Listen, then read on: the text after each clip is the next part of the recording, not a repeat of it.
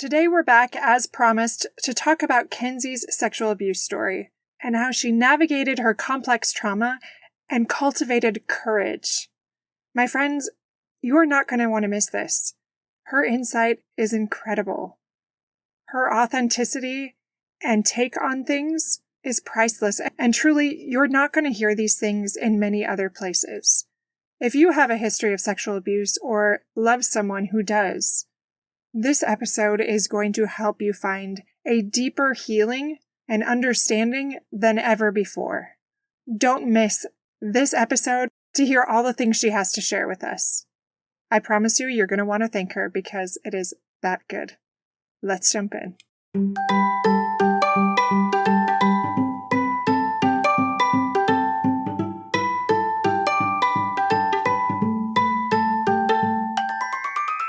Hey parents, welcome to Fulfillment Therapy. Do you want to raise your kids better and have a stronger marriage? Are you up late at night researching marriage and parenting tools and self-care tips?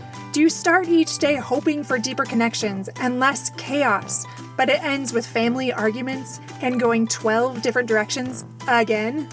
My name's Kendra, wife, mom, therapist, and growth enthusiast. It wasn't until I discovered how to fulfill my unmet needs that I was finally able to show up as my best self as a spouse and parent. I realized that by meeting my needs, I could more fully meet the needs of my family with more energy and less resentment. In this podcast, I teach parents skills like boundary setting, prioritizing personal needs, communication, and claiming ownership. Just like my clients, you'll be shocked by the improvement in your marriage, parenting, and personal life when you focus on fulfilling your important unmet needs. Ready to prioritize yourself so you can quit mentally throat punching people? Then grab those earbuds and head outside, and let's rock and talk.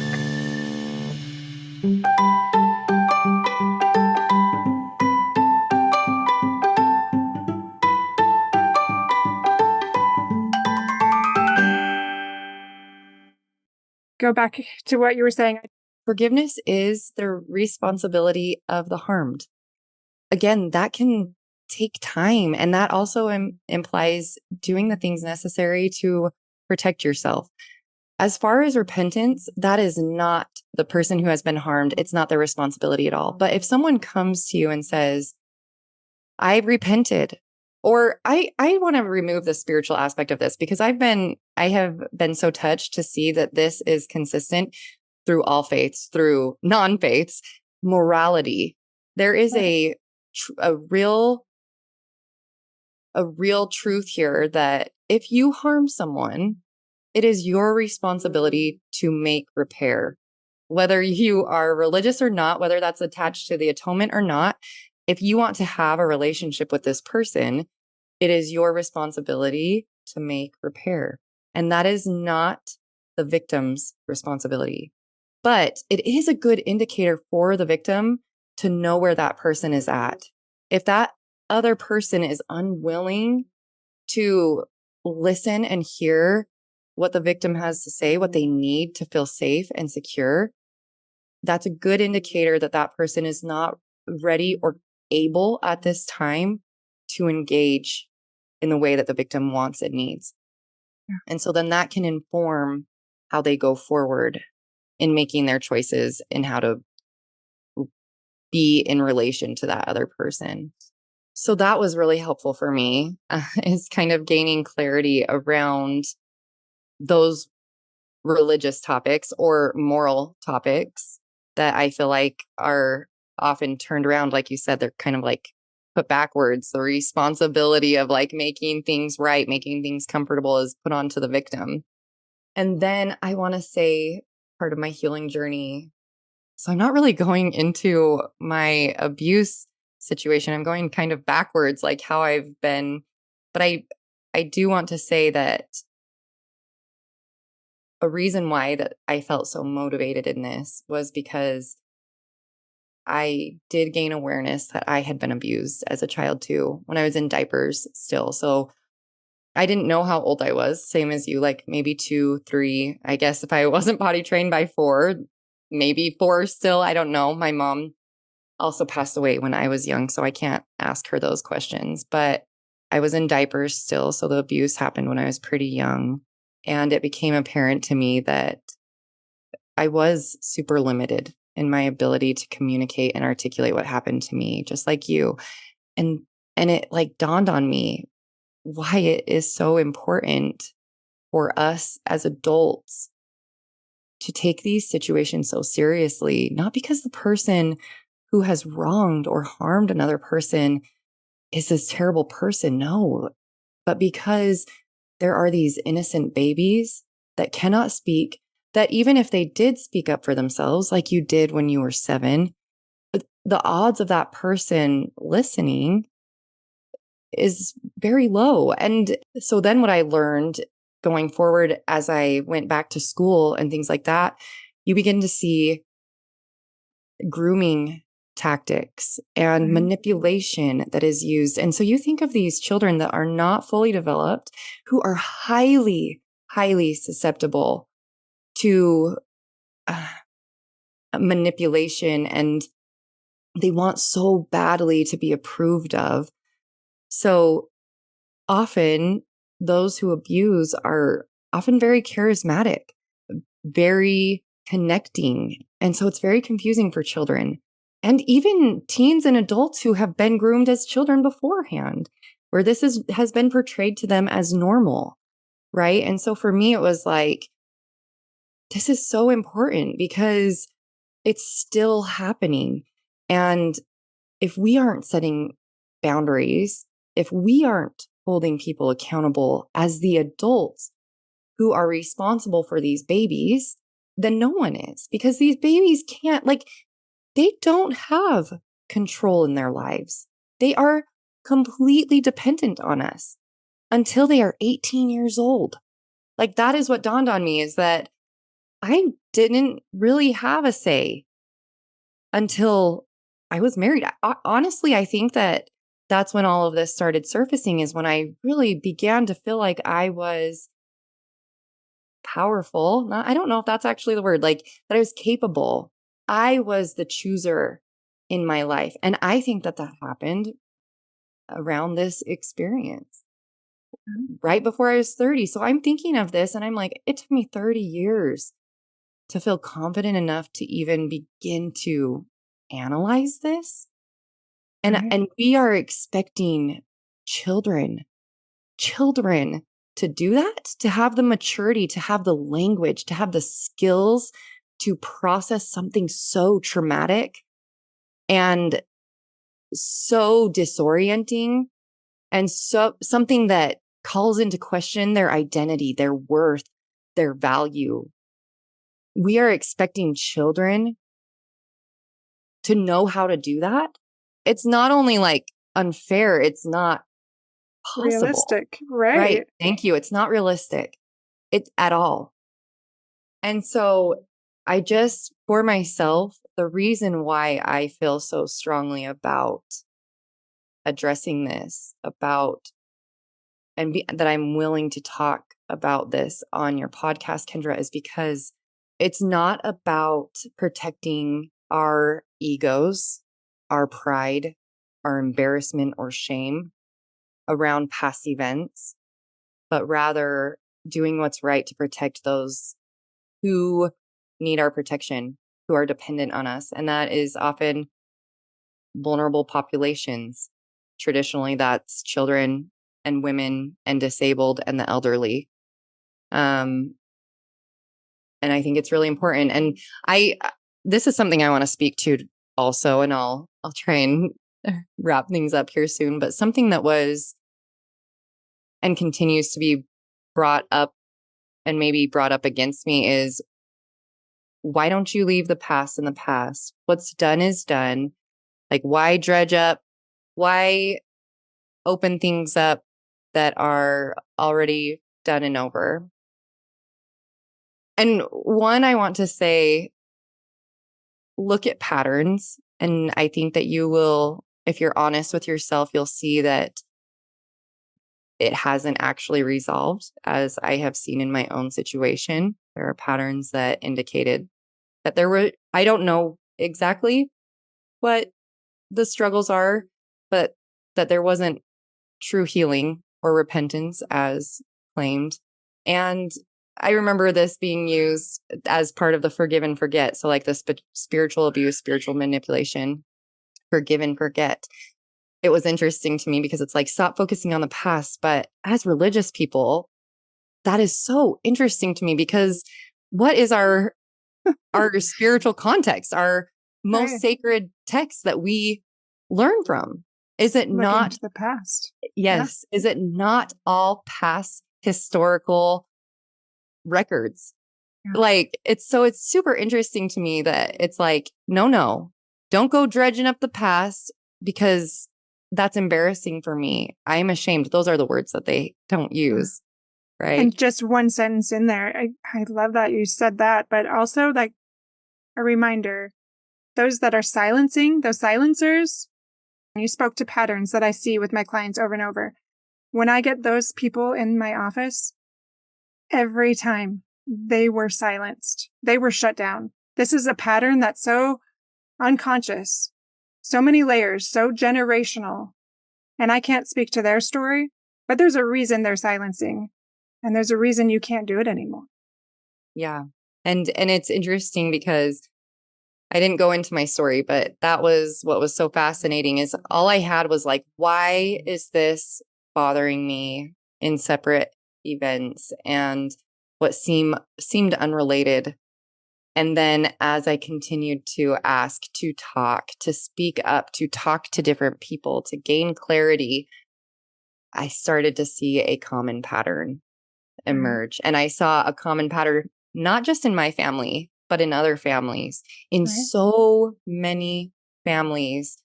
And lots of times involving sexual abuse, but if not sexual abuse, the silence around other dysfunctional, toxic behaviors. I just think that it is so important. I think that's why God invites us into the light. It is hard. It is so painful. Doing this work, it's not just exposing other people's dysfunction, it has exposed my own dysfunction.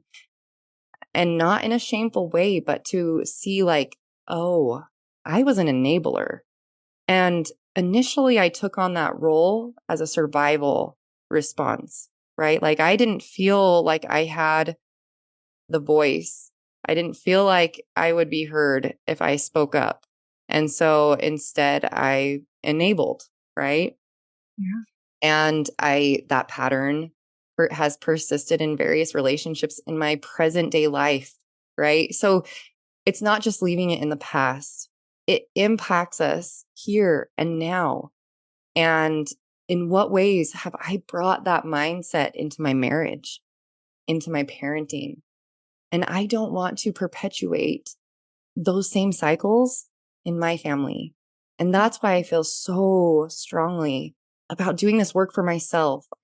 Yes, I would love for others, like you said, I would love to have that restitution made so that I could feel safe enough to be in relation with these people because I still love them.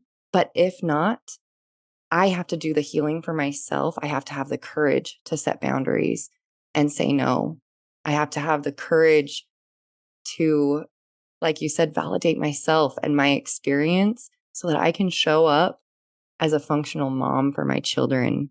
Just so many lessons. And I think for me, that has been really helpful is for me to get clear on why am I doing this? Yes, for myself, for my own personal healing. And I've healed in so many ways. I've grown in lots of ways. And also because of my relationships that I actually am responsible to. And that's my husband and my children, right? Right. I am so grateful. I said that many times, but I truly am for the things that you've spoken to today. This is what listeners need to hear. This is what the public needs to hear to change this culture. Just as a reminder, you talked about on one side this invalidation that you saw, or even different things with dissociating and numbing and that spiritual confusion, potentially even elements of spiritual abuse and anger and all these things that you went through in this process. also I want to speak to that being silenced. And then navigating that aspect of creating boundaries, advocating for yourself, that healing, that understanding restitution, and honoring your own journey, even if there was anger or frustration or dismissal from other people, whatever that might have looked like. It's different in every family. You can see through this picture that we painted, you painted and then I painted, how complicated this healing can be and why it takes so long. So thank you for sharing your story and your journey in hopes that other listeners can understand better what it might look like and what it might take. Do you have any final words or thoughts for listeners that might be going through something similar and maybe don't have that self-awareness yet through their experiences? I think, something kind of similar to what you had said in your episode, but to lean into the trauma. This journey has been painful and it has been hard and it has been messy, but to lean into it and to know that the goal isn't for it to look flawless and be flawless and have this facade of perfection, but rather authenticity and integrity. I think that has been like the scariest part, is really stepping into and owning my true feelings and my experience. But it's worth it. It's so scary, but it is worth it. And I think for me, removing the belief that hard is an indicator of wrong or bad. Instead, recognizing that often growth comes in those places that are most difficult, and that it's beautiful and empowering. So I think that would be just my final thoughts are: be willing to get to know yourself better, to know your intuition better, and practice trusting it. And I, like Kendra, would say therapy is huge.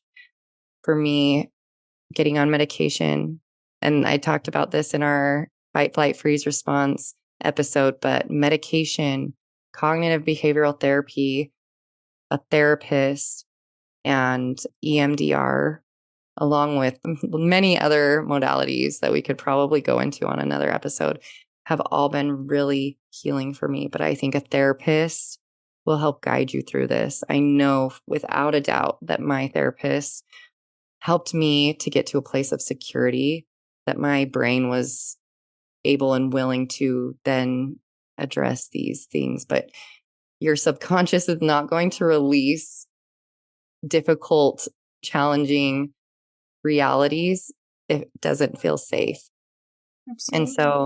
And so a therapist, along with safe relationships, like you had mentioned, Kendra, my spouse, he's been amazing.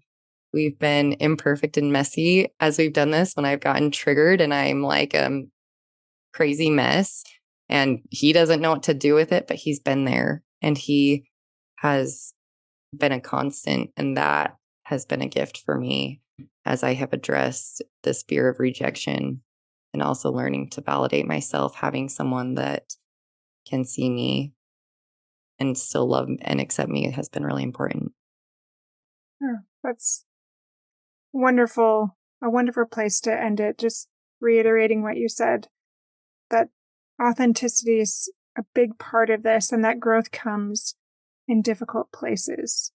And just one other side note to that, those counselors that we are getting help from, hopefully, that is often a very important step, because I think sometimes in religious communities, we think our spiritual leaders will be able to help us through that. And I'm not diminishing that they can't help a lot, but they will be the first to tell you oftentimes, especially now that this is shifting, that they are not professionally trained and they can't give you everything that you need for the extent of things you've experienced, nor should they. It's important to seek out other people.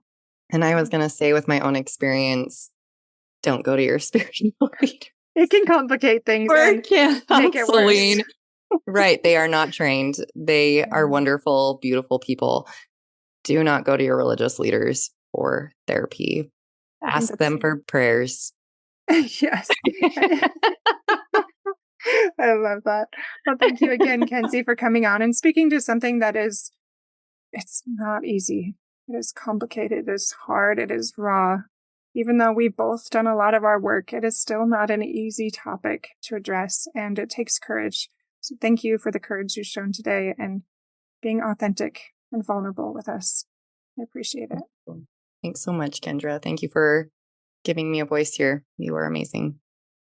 I hope you enjoyed hearing from Kensi and about her incredible story, where she showed courage in her complex trauma. There are not a lot of people that speak about sexual abuse in this way, and I hope this resonated with you. And like I've said before, I hope this helps you in your own healing journey. And as a reminder, don't forget to find us on Facebook and Instagram. I will say in our private Facebook group, I have been slowly collecting all of the resources I create into these infographics and these for people to work through, from everything like repairing couple conflict to proper apologies and the victim cycle and the stress response and the cycle of anxiety. All of those things are free resources, but in order to access them, you'll need to be part of our private Facebook group, and you can find those in the files once you sign up. Have a beautiful healing week, my friends.